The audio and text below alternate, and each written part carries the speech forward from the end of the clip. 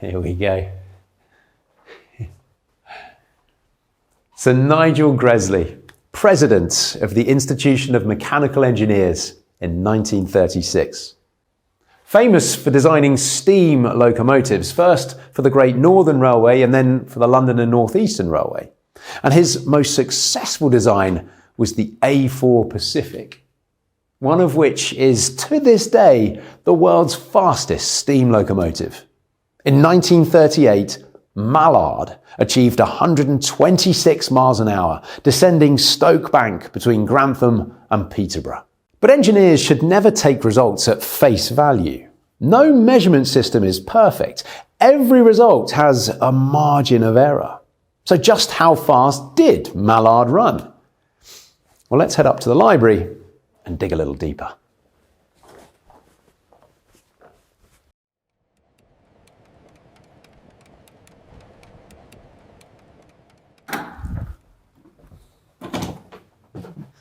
Here we are in the IMechE library.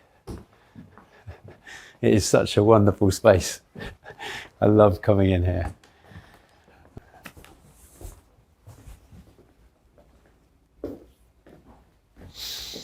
This is one of my favourite places at the Institution of Mechanical Engineers.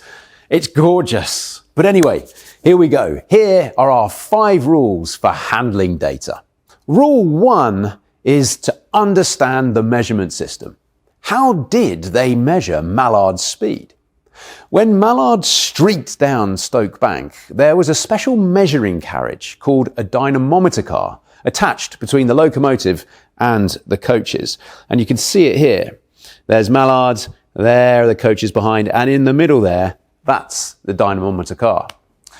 Now, this recorded the force that the locomotive exerted on the train, the distance travelled, the time taken, amongst many other different metrics. And the Institution of Mechanical Engineers, or the IMechE, has always published technical papers on engineering. And these 2 papers here are published on the London and North Eastern Railway's dynamometer car, and they tell us how it was worked and how it was used. So how does the dyno car measure speed? Well, actually, it doesn't. It measures distance and time, from which, of course, you can get speed. For distance, there's a 9th wheel underneath the car. You can see it here between the 2 bogies. Now, that wheel drives a roller that pulls paper across a table inside the dynamometer car. The faster the train goes, the faster the paper goes. And on Mallard's run, for every mile the train ran, the paper moved 2 feet. Now, this drawing here shows the mechanism that joins that wheel to the roller pulling the paper. So you've got the wheel here, there's a series of gears, there's a worm gear there, there's a shaft that runs up, and here it's labelled here, paper driving drum. And so as the wheel runs along the track, that drum pulls paper across the table. And as the paper passes over the table, pens plot data from the various instruments on the dyno car and the locomotive. One pen marks time, it's controlled by a clock and makes a mark at precise intervals. And on Mallard's run, they were marks every half second. The faster the train is travelling, the faster the paper moves across the table, and the further apart the marks are. And by measuring the distance between the marks, you can calculate the speed. I remember doing something similar to this during a science experiment at school, and you may well remember it as well, using a ticker tape machine. Just like with Mallard, the further apart the dots, the faster that tape is moving. Now here is a roll of paper from the LNER dynamometer car. Now, it was created in 1928 when Locomotive 2206 was run between York and Newcastle. It's absolutely massive, as you can see. Now, on this trip, the paper travelled at 1 foot for every mile. And this top line measures time, and it has a mark every minute. The next line down measures work done. And each of these little marks along that line represents 330 foot-pounds of energy. The next line down measures time with a mark at every 2 seconds. And then this line here is almost a summary of our work done line. And it has marks every 33 million foot-pounds of work done. And then there's a line showing location along here. Now this has automatic marks every mile. You can see them there, 1, 2, there'll be more along there. And then there are others made by an observer pushing a button when a specific location was passed. And some of those are labelled on here. Look, there's a signal box. Now the last line shows the force exerted by the locomotive on the train, the draw-pull bar. That's this line along here. Now, one thing we can quickly check is if this paper really was moving at 1 foot per mile. Now, 1 foot is 304.8 millimeters. So let's measure the distance between the marks. All right, so this one's about 302 millimeters. The next one, that's about 306. Again. Okay, we're back to 302. Can I predict what's coming here? And that's 306 again. So what we're seeing here is that paper wasn't moving at an even rate. It seems to be speeding up and slowing down every mile. Okay, so now we know how the measuring system works, onto rule number 2, which is go and see for yourself. See exactly how the experiment was carried out. Now, of course, we can't jump into a time machine and head back to 1938, but we can do the next best thing, because here at the IMechE archives, they have the papers of an engineer who was in the dyno car that day, Dennis Rock Carling. Here he is.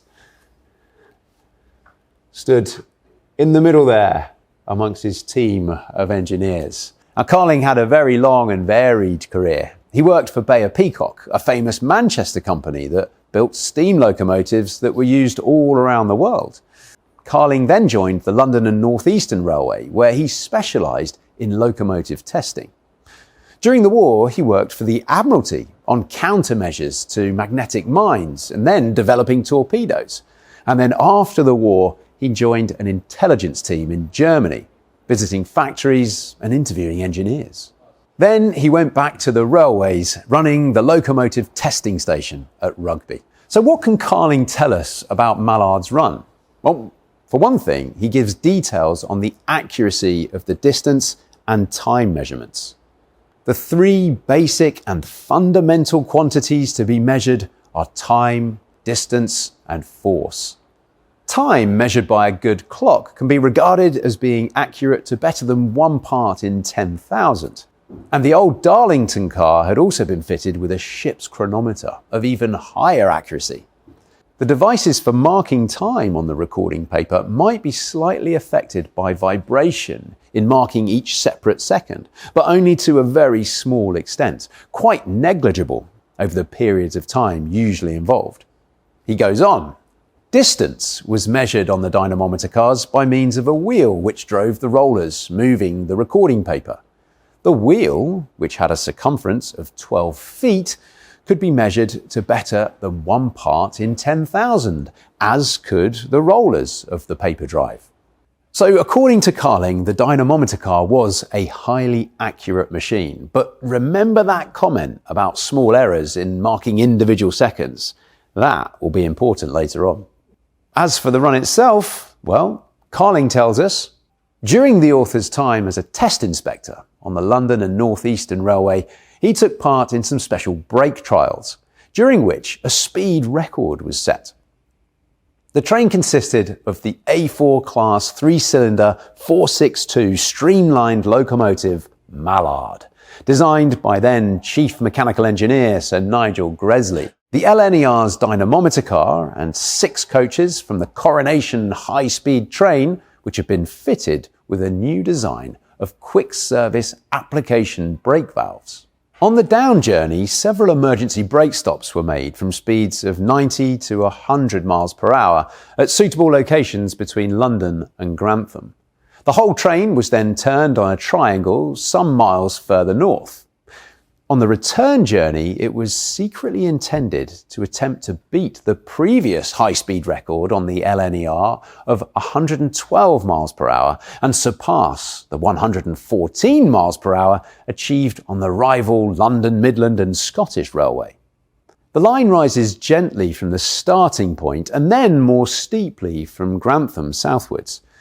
Normally, the train would reach 60 miles per hour by Grantham, but on Sunday, the 3rd of July 1938, a temporary speed restriction to 15 miles per hour was in place just north of Grantham Station. To achieve maximum speed on the descent from the summit, 6 miles south of Grantham, it was necessary to pass the summit as fast as possible, as the gradient becomes less steep further down.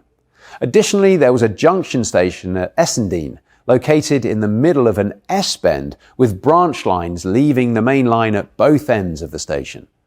A warning had been issued not to exceed 90 miles per hour through Essendine due to a bad patch in the track. Bad by the standards of a pre-war main line, where high and very high speeds were frequently attained. So Mallard was accelerated up the 6 miles of the ruling grade as hard as possible, but according to my own estimate, still might have been doing nearly 10 miles per hour faster than the actual 75 miles per hour at the top if the speed restriction had not been imposed.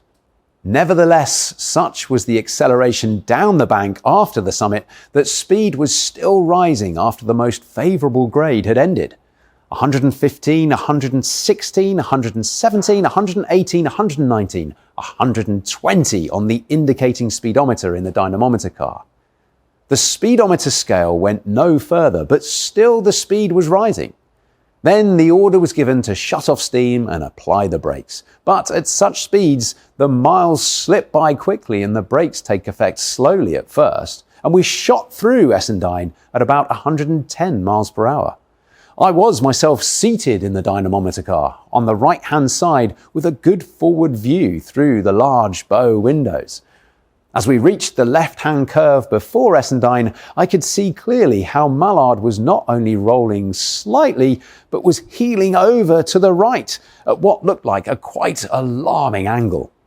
I could not help wondering how far the locomotive would roll to the left as we hit the right-hand curve after the station, apart from how it would take the various points and crossings. As it was, the engine and train safely negotiated the curves, crossings and the bad patch. But soon after, a strong smell showed that the stink bomb in Mallard's inside big end bearing had burst and that the bearing was running hot. We ran on to stop at Peterborough, where inspection showed that the white metal of the big end bearing of the inside connecting rod had indeed melted, and the engine would have to come off the train. It is not true, as falsely reported later, that the big end bearing disintegrated. Only the white metal ran. A big end bearing really did disintegrate on quite another occasion, but not on Mallard's record run. A white knuckle ride for sure, but how fast did Carling say Mallard went, and how was it measured? He goes on. A preliminary examination of the record showed that 124.5 miles per hour had been reached for our normal measuring time of 10 seconds, and that 125 had been attained for 5 seconds. Sometime later, 126 miles per hour was claimed, and several years later, I was able to examine the record again and found that 126 had been achieved, but only for 1 second, or about 60 yards. So, the famous 126 miles an hour was based on the distance travelled in 1 second. So let's just think about the accuracy of that. Carling himself said the devices for marking time on the recording paper might be slightly affected by vibration in marking each separate second. And just measuring a distance over such a short piece of paper is challenging. If the paper is moving at 2 feet, about 605 millimeters a mile, at 126 miles an hour, there will be 21.34 millimeters between the 1 second marks. And if the train was travelling at 125 miles an hour, there'd be 21.17 millimeters between the marks. A difference of less than 1/5 of a millimetre. Can you really measure accurately enough to distinguish between 125 and 126 miles per hour? Sir Nigel Gresley himself didn't think 126 miles an hour was accurate. And at the time of the record, the London and North Eastern only claimed 125 miles an hour, the speed measured over 5 seconds.